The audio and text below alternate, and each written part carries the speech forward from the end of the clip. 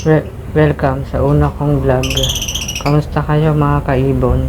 Sa video na to, magbibigay tayo ng konting idea at konting kaalaman tungkol dito sa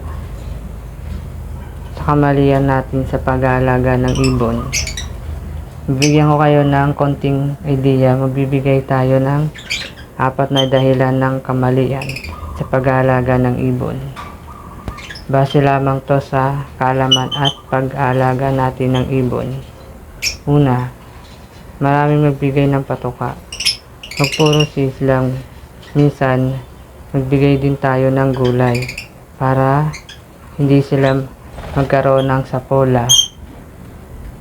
Kahit 2 times a week para maganda ang katawan ng alaga nating ibon. Pangalawa, wrong pairing.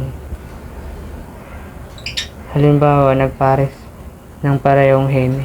Hindi natin yan sinasadya, pero minsan nakakabili tayo ng hindi naman proven or walang DNA.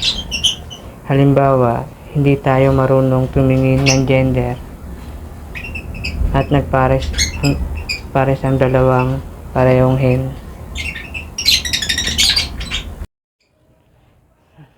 Malaman lang natin na pareho pala silang hen pag nag-itlog ng marami.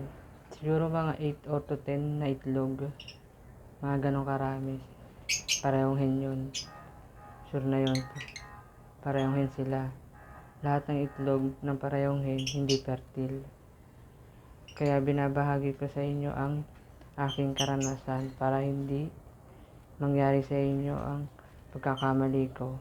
Sayang ang panahon at oras pag nagpares ang parehong hen.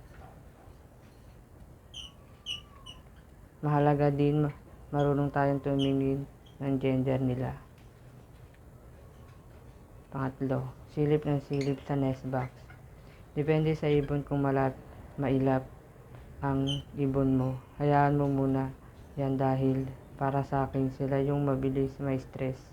Once na may stress ang breeder, hindi na niya lilimliman ang itlog or babasagin niya. Kaya limitahan natin ang pagsilip sa nest box. Pang-4, paghawak sa itlog or pinakay. Pag kayo humawak ng itlog, isawsaw nyo muna ang kamay nyo sa patoka. Meron kasing breeder na maselan. Meron naman na breeder okay lang hawakan, pero magsawsaw pa rin kayo sa patoka. Pag humawak kayo ng itlog at nangamoy kamay, minsan binabasag nila yan or hindi na nila nililimliman. Yun lamang po. Thank you for watching. Bye bye.